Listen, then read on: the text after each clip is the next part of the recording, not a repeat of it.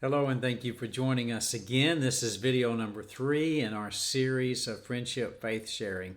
As always, I want to first of all thank you for even being a part of this, and thank you to the teacher or pastor at your local congregation that has helped you become engaged in this. That is very important. We appreciate you and we appreciate them. Just as a refresher, if you have not watched the first two videos, video number 1 and video number 2, please do that. I think it helps very much if you take them in order. They're all brief, but they're all important. So if you would do that. In the description below, you will find a link that takes you to the PDF page. That is what we will be discussing in just a moment. And you'll find a second link that is to our Facebook page in case you want to message me and ask any questions directly the time that you're waiting to be able to speak to your teacher when your church meets. We are on the third page of the lesson. You may have a hard copy of this. If that's the case, you don't need to open the PDF. And if you can't easily do either one, it's okay just to listen to this. We're talking about the purpose of this lesson now. So we learned last time that we have a goal, and the goal is that we would learn how to confidently point others to salvation through Christ Jesus. And what's the purpose of that? Is it to say, hey, look what I can do? And certainly we know that's not the case. So let's look at what our purpose is and how important this lesson series is. Our purpose is that others might be saved. That needs to be the focus of who we are. You know, if you're a believer in Jesus Christ and you're here on this earth and not in heaven, then you're here for a reason.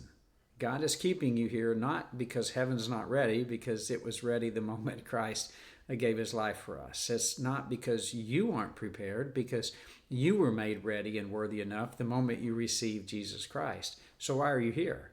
You're not having to get good enough to go to heaven like some people believe, and you're not waiting for Christ to get finished. He just speaks everything that he wants into being anyway. So you're here that you might point others to Jesus Christ. And we are following the greatest example. Sharing salvation message to others was the very purpose of the earthly ministry of Jesus. In John chapter 3, verse 17, Jesus says, "For God did not send his Son into the world to condemn the world, but that the world through him might be saved." His purpose was salvation. And that needs to be our purpose. If we're here still after we've received Christ, our purpose is to try to introduce somebody else. It's not just to grow in faith for ourselves, although we certainly want to do that. It is to nurture someone else to the grace and love of Jesus. The second thing that shows us our purpose is in Proverbs chapter 11, verse 30. Reaching others for Jesus is the active application of wisdom with an eternal view.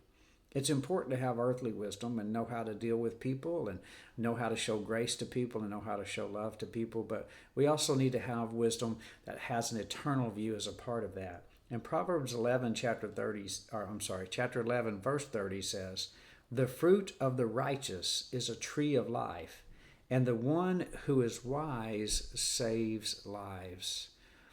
It's wisdom to reach others for Jesus. It's not talking about the paramedic who saves the earthly life here on the side of the road after an accident, and that is crucial and a beloved work.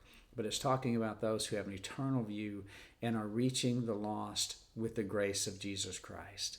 So that's the purpose of this lesson. And you can have that purpose, and you can exercise that purpose. Not because of who I am, not just because of this lesson, but because that's why God has you here. So I want us to unleash that in you together so that you can share Jesus with others in a way that will change their lives, not just in the here and now, but in the there and later forever. So thank you for this time.